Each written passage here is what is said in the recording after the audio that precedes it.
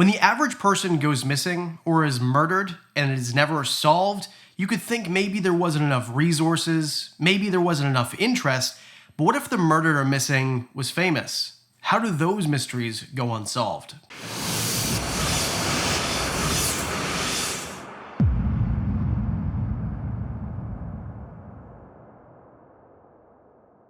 Thanks for watching Informal History. My name's Adam, where we take big, broad subjects and we kind of simplify them so everybody can understand. Today I want to talk about the unsolved murders of famous people, and I want to focus on the ones that you've probably heard references to, but maybe you don't know who they are. So let's start it off with a fairly unknown one and work our way up to very famous ones that you know the name, but you probably don't know the case. Starting off with Chris Trickle.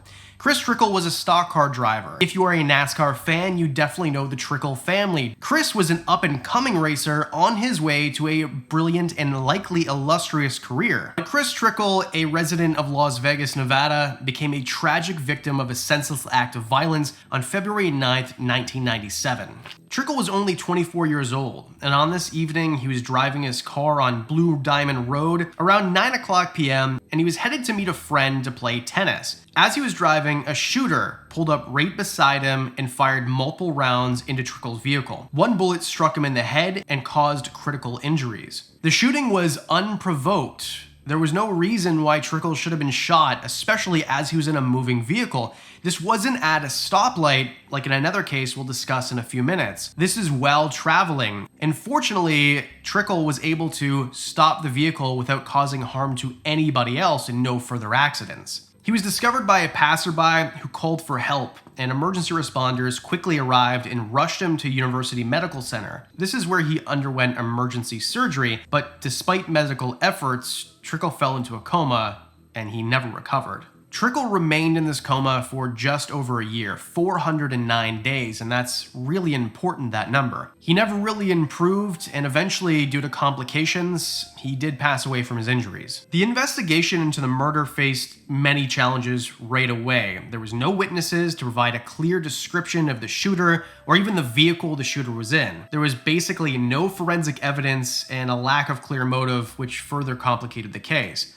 And despite all these difficulties, law enforcement did pursue various leads, but none provided fruitful enough to result in an arrest. And even if it did result in an arrest, Nevada at the time had a quirky law where you could only pursue murder charges if the person who was injured died within 1 year and 1 day. But Trickle was in a coma for 409 days, so at the time, even if they found the perpetrator, he couldn't be charged for murder. This since has been changed, thankfully, because what a goofy law. Moving on to something that happened much before that time, a name you probably know, Charles Lindbergh.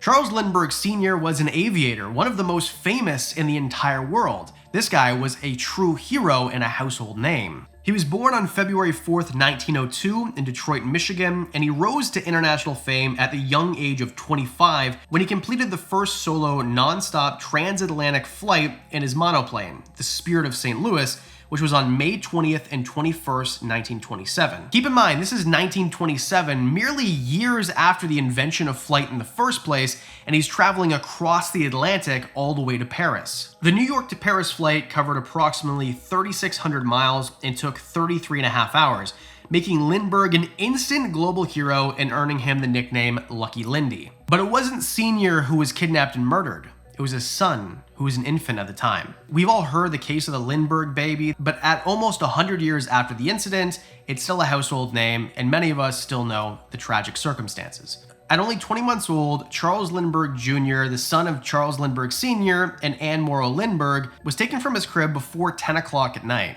This was on March 1st, 1932. He was abducted from the family's home in Hopewell, New Jersey. This immediately was a national sensation. This is one of the most famous men in the entire country, and now his less than 2-year-old son just vanished. Law enforcement agencies, including the FBI, were brought in to assist the investigation. Numerous ransom notes followed the initial ransom note, looking for $50,000 for the child's safe return. Now, this ransom note was written in very poor English, which made everybody, including the authorities, think maybe this is someone who is foreign, someone who's new to the country. and being the time period, there was a lot of immigration coming in. So who could it be? The demand then raised to $70,000. Dr. John F. Condon, a retired school principal, volunteered to act as the intermediary and communicated with the kidnappers through newspaper columns. Meetings took place between Condon and a shadowy figure known as John, but despite actually paying the ransom, the baby was never returned. And over 2 months later, on the 12th of May, 1932, the decomposed body of Charles Jr. was found in a wooded area very close to the home he was abducted from in the first place. It was thought that he died from being smashed on the head with a blunt object, and likely the very same night of the abduction. There was a hunt for the perpetrator, and the ransom money, which was all marked with serial numbers, played a very important role in tracing the suspect. And in September 1934, a breakthrough came when a portion of the ransom money was found in the possession of Bruno Richard Hauptmann.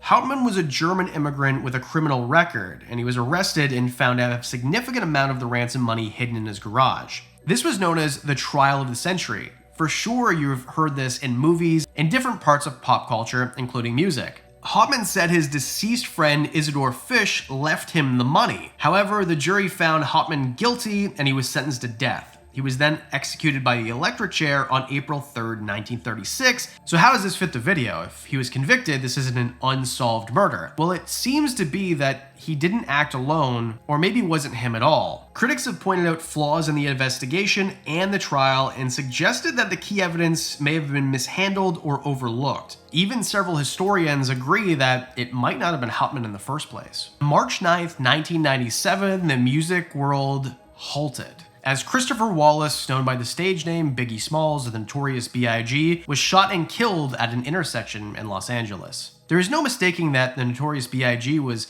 one of the biggest hip-hop artists of all time and definitely of the era, and this happened only a few months after Tupac Shakur was killed in a very similar fashion. On the night of his murder, Wallace attended a party hosted by Vibe magazine and Quest Records at the Peterson Automotive Museum. The event was crowded, there was tons of people there, including industrial figures and fans, and after the party ended around 12:30 a.m., Wallace and his entourage left the venue in 2 GM Suburbans. Wallace was in the front passenger seat of one of the vehicles. And while stopped at a red light at the corner of Wilshire Boulevard and South Fairfax Avenue, a dark Chevy Impala SS pulled up alongside the vehicle, and a lone gunman in the driver's seat opened fire, hitting Wallace with 4 bullets.